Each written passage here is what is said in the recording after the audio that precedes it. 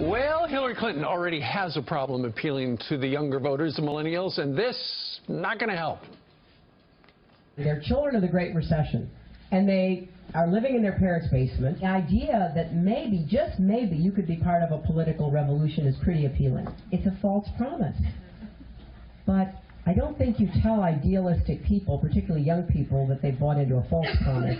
False promise. Well, that leaked audio of Clinton mocking Sanders supporters back in February from a fundraiser back in Virginia. The Clinton camp claims she was just being sympathetic to the plight of young people. But what did she really mean? For more on this, we turn to political editor for Town Hall and Fox News contributor Guy Benson. Hey, Guy, thanks for being with us. Hey, good morning. What did she mean by that? Well, I think if you look at the context of what Mrs. Clinton said, she wasn't necessarily belittling millennials who supported Bernie Sanders. What she was basically saying was there are a lot of young people graduating from college unable to find good-paying jobs and feel forced to delay their plans for their lives, live in their parents' basements.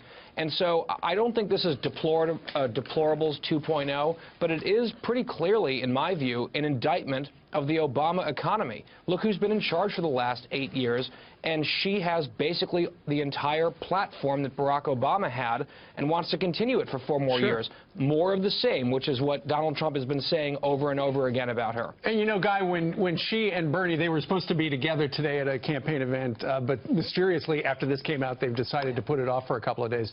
You know, she's going to link arms with him and say we're together on the same page. But in that whole thing where, you know, she talks about these baristas living down in their parents' basement, she distances herself from free college, which she's been promoting, and free health care, and says, I'm more, you know, I'm kind of from center left to center right. So as she tries to get these millennials to vote for her, you realize, wait a minute, she doesn't stand for the stuff we stand for.